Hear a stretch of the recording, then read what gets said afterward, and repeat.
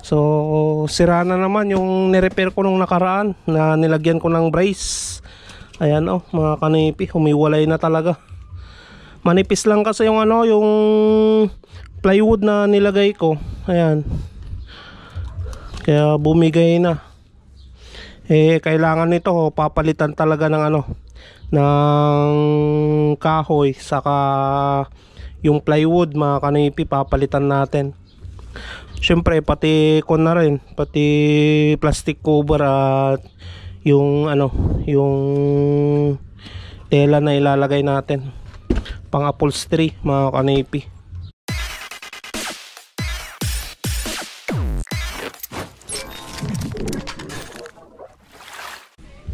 What's up mga kanoypi? Nagbabalik si Kanoypi for another video. Araw ng Merkules, huding ni Mia. Wala mo ng pasada vlog content na mangyayari. Ngayon, ang gagawin natin, i-repair natin yung yung upuan ni Mia. At nandito, kinuha ko na yung upuan ni Mia mga kanoypi, yung sidecar. Ayan. So, sira na naman yung nirepair ko nung nakaraan na nilagyan ko ng brace. Ayan mga kanipi, humiwalay na talaga. Manipis lang kasi yung yung plywood na nilagay ko. Ayan. Kaya bumigay na. Kailangan nito papalitan talaga ng ng kahoy saka yung plywood mga kanipi, papalitan natin. Syempre pati kon na rin, pati plastic cover at yung yung tela na ilalagay natin pang upholstery mga kanipi. Ayun, malundo na talaga mga kanipi. Yan bumibigay na talaga. Nakatabingi na talaga. Ayan. Meron tayo dito na na natira nung nakaraan. Yung ginawa natin yung upuan naman, to nirepair natin. Kaso kulang mga kanipi, kulang yung tela natin. Hindi niya makuberan lahat, kakalahati lang makuberan. Siguro isang yarda rin to mga kanipi, o kulang isang yarda. Ayan, bili na lang tayo sa bayan at pati plastic cover bibili na rin. So dyan muna natin ilagay para ma-repair natin yung upuan ng sidecar para walang problema Bali ang gagamitin natin na plywood 3/4 mga kanipi, ganyan kakapal yung 3/4. May isang kwan pa ako dyan, isang plywood dyan sa likod. Yun na lang, tatabasin na lang natin mamaya para makapal, matibay-tibay yung upuan ng sidecar ko, sidecar ni Mia. So pupunta rin tayo ng bayan at bibili ng pang cover doon sa upuan na gagawin ko. At syempre bibili na rin ako ng mga kanipi, ng sahog ng binili ko kahapon na upo at kamatis. Yun ang lulutoy ni Mrs. na pananghalian namin. Alright. At ito pala yung yung hinahanap niya na motor ko na wave mga kanipi. May nagko-comment doon, nasaan na yung yung motor ko na wave. Ayan, nandyan. Nandito lang mga kanipi. So andito yung motor ko na wave. Tumatakbo pa naman mga kanipi. Yun nga lang, yung ibang parts niya, yung mga rayos niya, kinalawang na. Ayan. So ito yung gagamitin natin na pumunta ng bayan dahil coding ni Mia. Mahirap na, baka mahuli tayo ng enforcer. Kahit dito rin pala sa sa may SM mga kanoypi, nang huhuli yung mga poso pag coding. Sayang yung 1,000 kung mahuli, malaking aberya yun. Kaya magmumotor na lang ako na pumunta ng bayan mga kanipi. Right. Ayan, nandito na tayo sa bayan mga kanipi.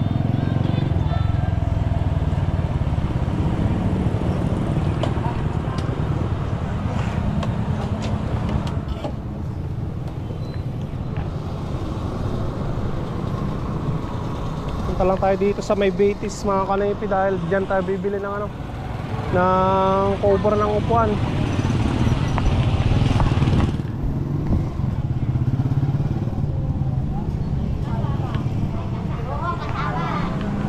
Jesus.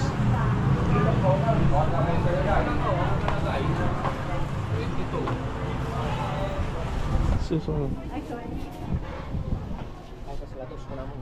Kanak ni 20.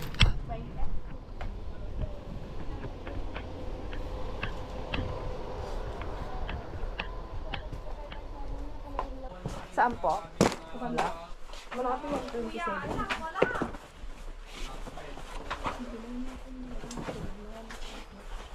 Na. Ano mo tayo, talamisin mo. Mati di mag-ring ka tayo sa mga check. Wala ko na. Kita mata mapalayo sa ano, ang area ko na. Eh, yun lang naman nakalista ko na pa. Hindi naman ako nag-ano yan.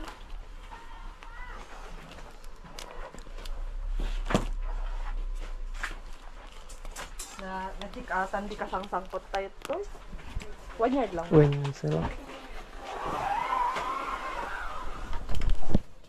Yung plastic cover mga may isa. Anong number? Number. Yung may ito pa. Baka pala yung singilid, lipat yung magaya. Dito ko ilagay. May ito ba? 12. Dito ilagay sa taas. Yung tinapos-kultading 14. 14 okay na po. Sige, 14 lang na. Tapos, 72 po isang.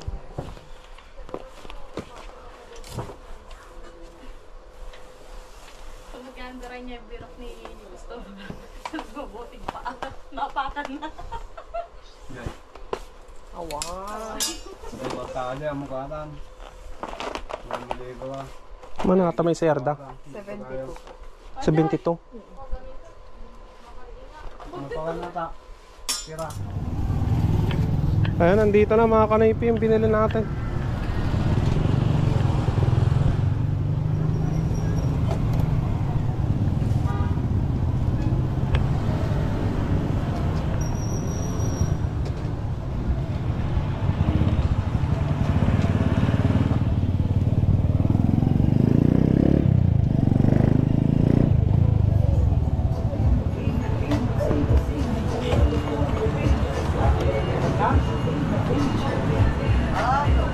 Bili lang tayo dito ng pansahog, karne ng baka.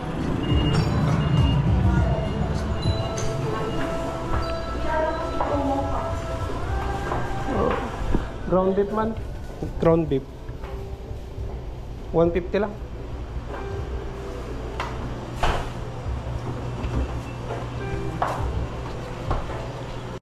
Bale, sinusukat ko mga kanipi yung ano, yung panibagong frame ng upuan. Ayan.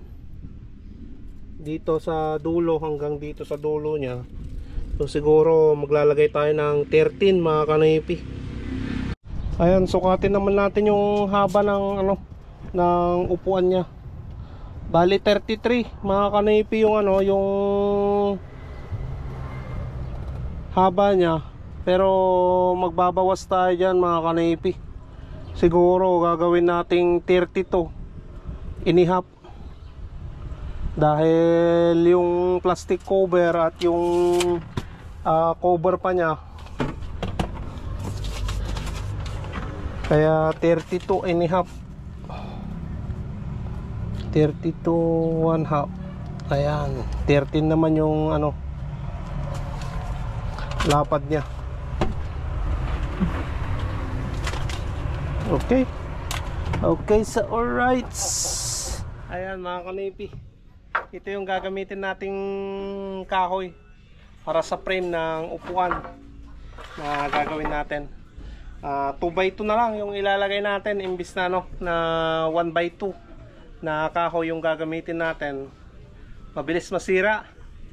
May kahoy naman ako dyan na no, 1x2, kaso lang ito na yung ilalagay ko para no, mas matagal na ano, lifespan niya. 2x2. Ayan, mga kanipi. Ayan, ito yung gagamitin natin para ano, matibay-tibay. Bali, nagamit na to sa ano, sa purma, mga kanipi, ng bahay. Alright. Tatabasin na natin yung ano, yung 13 tapos 32 by 1/2 na sukat.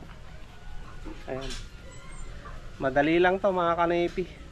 Yun lang yung ano, medyo malaki na tatabasin natin yung ano, yung plywood dahil isang buo yun mga kanipi. Ano? Saan punta? Hello mo kanipi. Hi kanipi.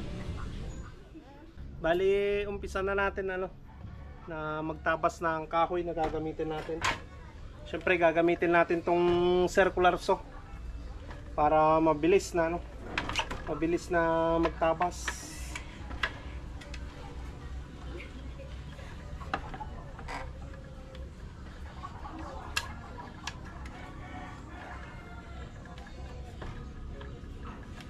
Okay, so alright. Tabasin lang natin tong mga to, yung mga exist niya para pantay-pantay pa rin, no?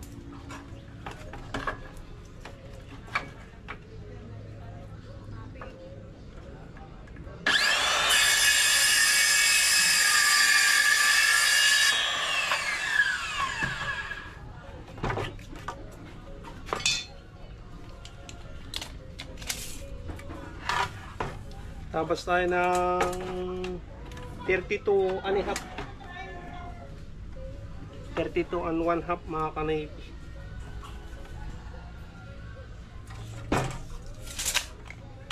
Dalawang 32 yung tatabasin natin.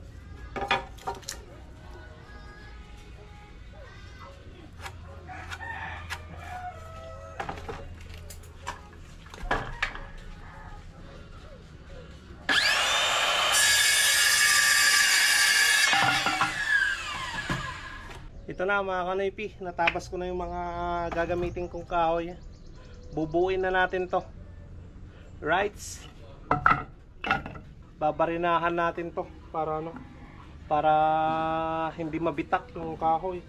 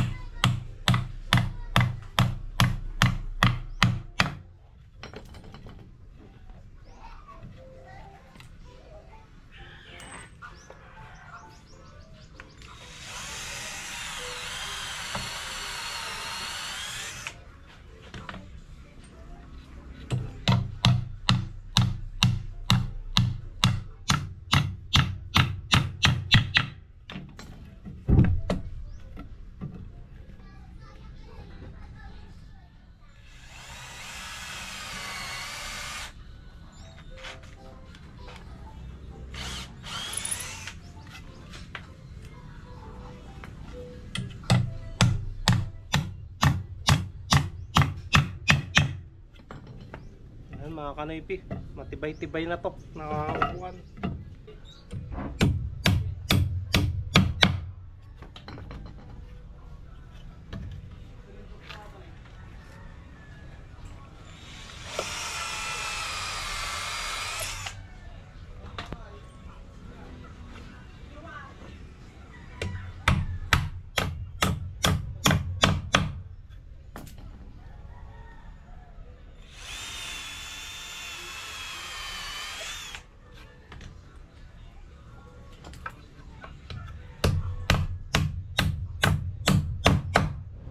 Punta tayo dito kay Mia at subukan nating ilagay ito mga kanipi. Sana magkasya. Ayan mga kanipi. So saktong-sakto lang mga kanipi. Ayan, may allowance. Kasi nga pag nabalot ito, yung kahoy na to, sisikip pa yan mga kanipi.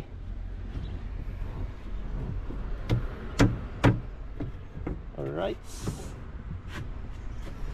Tama lang pala mga kanipi yung nilagay kong allowance. Ayan, kain muna tayo mga kanipi.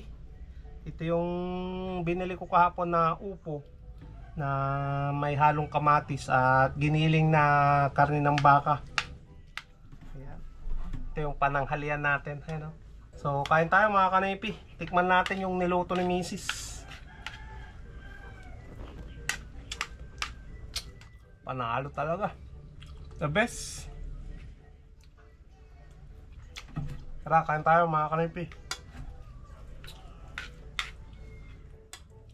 Nagugutom na kasi ako, kaya kumain muna ako para ano, may lakas na gumawa mamaya. Alright. Nandito na yung plywood na gagamitin natin. Tignan nyo naman yung kapal nya. Talagang 3/4 yan mga kanipi, na isang buo. So magtatabas tayo dyan ng ilalagay natin dito sa sa may frame na ginawa ko. Ayan, para matibay-tibay, mga kanipi.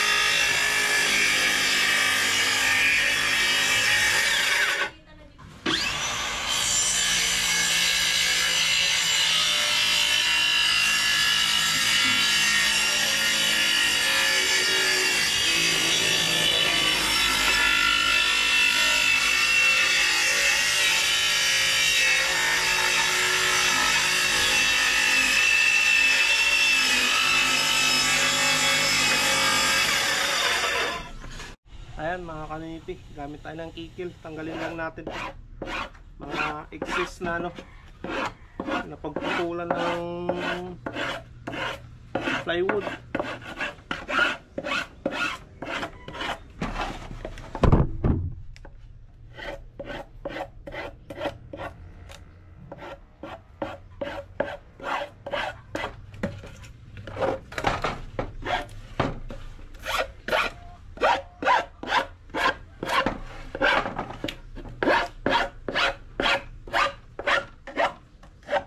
Ayan mga kanipi, wood screw na natin.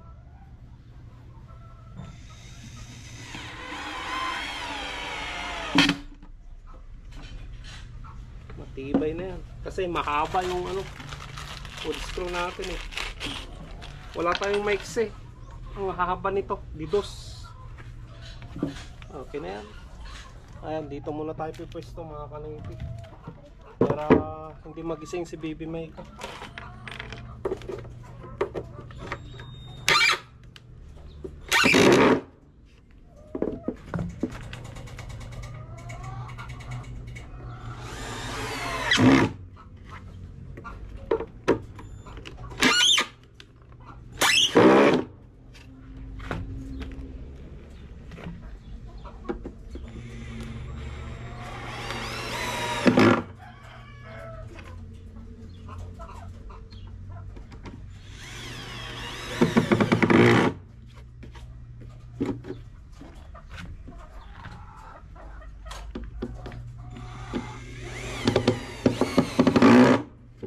Bali, naikabit na natin mga kanipi. Ayan, kita nyo naman. Matibay na to na upuan. Ang tigas mga kanipi. Hindi nalulundo yan basta-basta. Ayan, kabit na natin yung pangharang niya dito sa baba. Ito mga kanipi. Para matapos na at ano, malagyan na natin ng foam. At syempre yung cover niya, diba?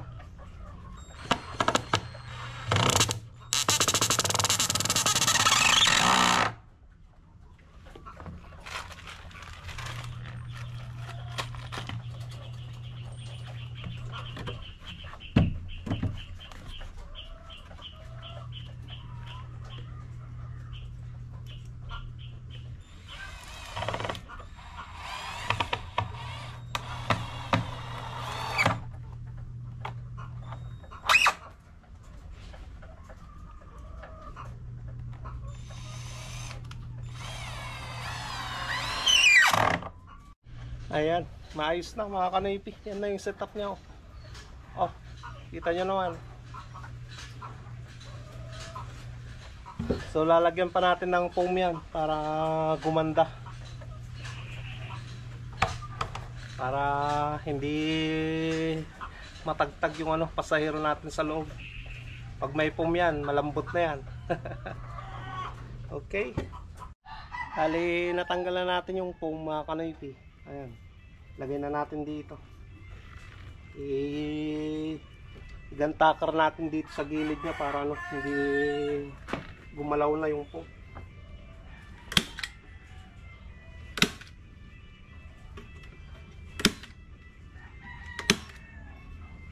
Ayan. Hindi nagagalaw yan mga kanipi.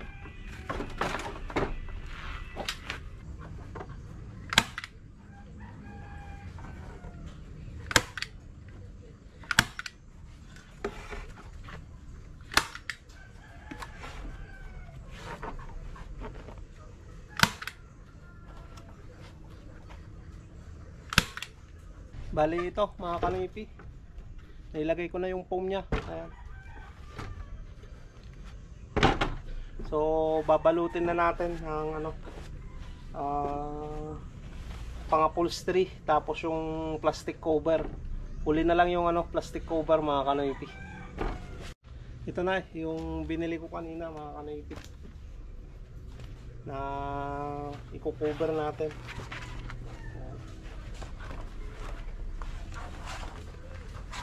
Ganito mga kanipi.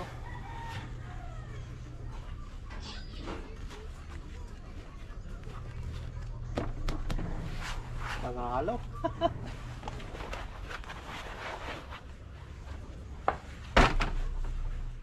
Ito na mga kanipi, yung nabalot ko na itong upuan. Ayan. So ayos na. Ganda na yung upuan ni Mia na naman.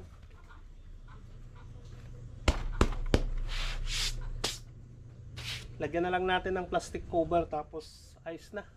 Bali natapos na mga kanipi yung ano, yung project nating upuan. Ayan, ang ganda na mga kanipi. Kita nyo naman. Ayan. Tapos na. Napakasolido na to mga kanipi, pati yan. Wala na kayong makikita na ano, na kahoy niya dito. Natakpan na natin ng ano, pang-upholstery. So hindi na matatalsikan ng tubig yan sa ilalim niya dahil may ano, may protection na mga kanipi. Alright, successful mga kanipi yung paggawa natin ng upuan ng sidecar ni Mia. So tara, at ipunta na natin doon kay Mia to, nang makita natin kung kasya ba o kasya talaga. Ayan mga kanipi, yung upuan ni Mia maganda na. Ayan, saktong sakto yung nilagay nating cover nya dito sa gilid. Ayan, hindi na sila parehas mga kanipi. Lumang luma ng tingnan tong ano, mga sidings at dito sa likod, pati dito. Palitan na lang natin sa susunod mga yan pag nasira na talaga. Ngayon ito muna ang mahalaga mga kanaypi, na may maupuan yung pasahero na may sasakay natin dito. Ayan. Ang tigas na yan. Napakaganda mga kanaypi. Ayos na, wala nang problema. Nasolusyonan ko na naman yung kailangan gawin dito sa sidecar ni Mia. Alright, bali ito yung mga kanaypi, yung papalitan natin na cover. Ayan may punit na talaga. Pag napasukan ng tubig yan, masisira yung foam mga kanaypi, titigas. So ito, palitan na natin dahil may extra pa naman doon. Tapos mamaya wawasingan ko na lang para bukas kondisyon na naman na na mamasada si Mia. Alright mga kanaypi, ito na mga kanaypi yung upuan ni Mia. Tanggalin na natin. Tanggalin natin yung mga upuan dito, mga stapler. So yung ibang parts na basa mga kanaypi yan kaya pangit din pala yung ganitong ganitong cover, pumapasok yung tubig.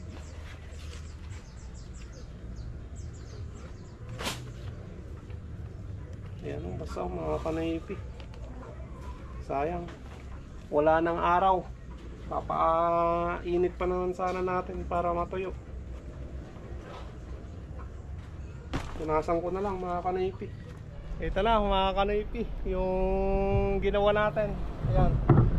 Yan na yung upuan ni Mia ngayon. Ayan. Puro gantakar. Buti pa humiram pa ako ng isang gantakar, nasira yung gamit ko mga kanaypi. Ayan. Lagay na natin. Ayos. Nagdagdag ako dito ng foam niya mga kanaypi. Dinagdagan ko ng foam na 2 dito banda. So tignan natin kung maganda yung tignan.